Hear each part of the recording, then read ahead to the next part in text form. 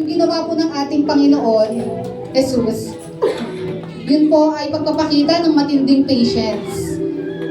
Even yung ngayon na ang Lord ay hindi pa bumabalik sa mundo.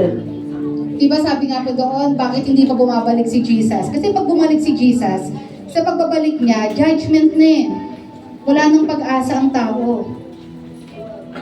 Pero sabi doon, because of His love for us, He is patient. Gusto niya na ang salita niya ay makarating sa bawat tao. Magkaroon ng chance ang bawat tao na mapakinggan nila yung pag-ibig ni Jesus, yung sacrifice na ginawa niya. Na ang bawat tao ay magkaroon ng personal na pagtanggap at pagkilala kay Jesus bilang Panginoon na tagapagligtas. That's why Jesus is patient enough. Di ba? Hindi ba siya nabalik? Marami pang hindi naaabot ng salita ng ating Panginoon.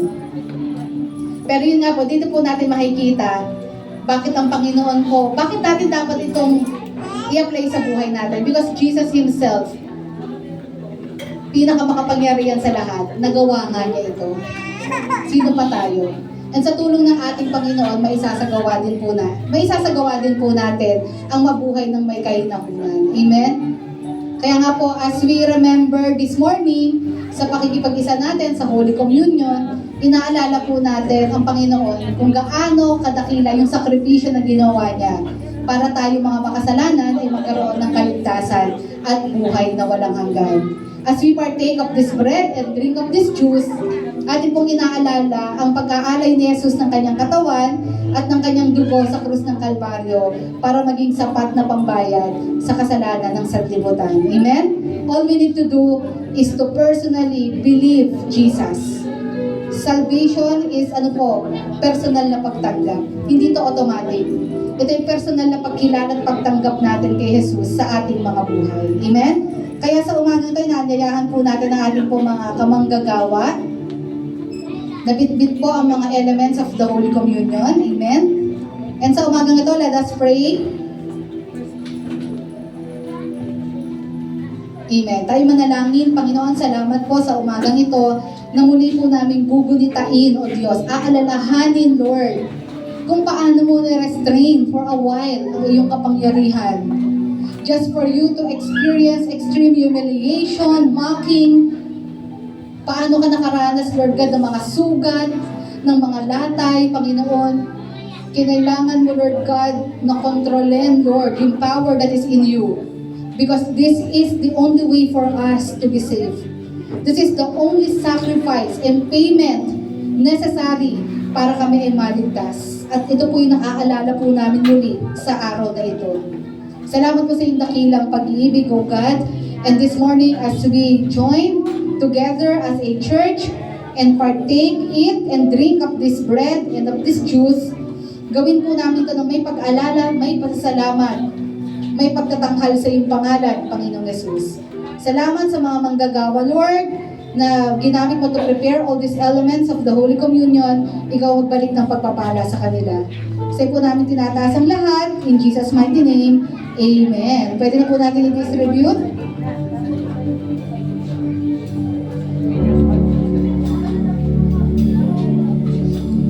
Ito ang tinapay ng buhay.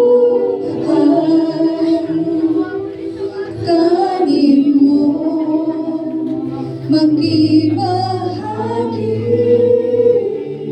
Amen. Ito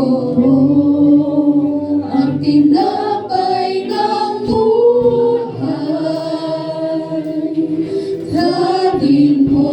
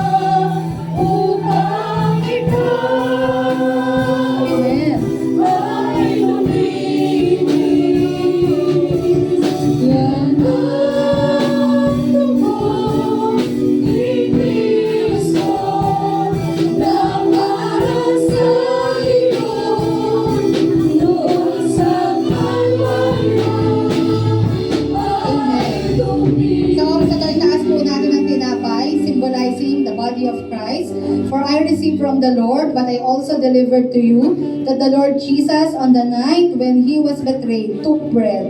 And when he had given thanks, he broke it and said, "This is my body, which is for you. Do this in remembrance of me." Let us pray this morning. Maraming salamat po, Panginoon, as we remember, Lord, that we experience healing, Lord, sa pamamagitan ng bawat latay, Lord, na iyong natanggap sa krus ng Kalbaryo. Kami po ay nakaranas, Panginoon, ng kabuuang kagalingan, Lord, not just physical, but most of all, Lord, spiritual healing. Thank you, Lord, dahil kami pinalaya mo sa kasalanan.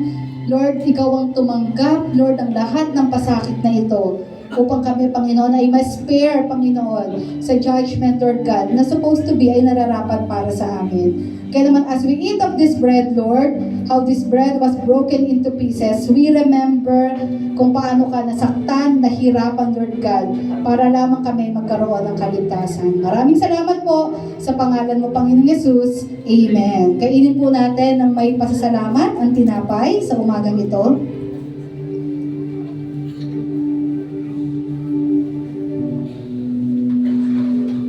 Amen. Sa oras na to, itaas po natin ang juice, symbolizing the blood of our Lord Jesus Christ. In the same way also, he took the cup after supper, saying, "This cup is the new covenant in my blood. Do this as often as you drink it in remembrance of me." Let us pray. Lord, habang po nakataas ang juice na ito, symbolizing your blood shed at the cross of Calvary, indeed, as your word says, sa pamamagitan po ng iyong mga dugo, kami po, Lord God, ay nagkaroon ng paglilinis sa aming mga kasalanan. Salamat po sa pagpapawalang sala sa amin, Panginoon, sa pagbabayad mo nito ng aming mga kasalanan sa pamamagitan ng iyong banal na dugo. At salamat din, Lord, dahil hindi mo lang kami pinawalang sala, kundi patuloy mong, Lord, tinutuwid, inaayos ang aming mga buhay. Patuloy mo kaming nililinis for the glory of your name. Maraming salamat po. Ikaw po ang maluwalhati sa pangalan mo, Panginoong Yesus. Amen. Igamin po natin ng may pasasalamat sa ating Panginoon. Tayo po'y manalangin. Salamat, O Diyos, sa umagang ito.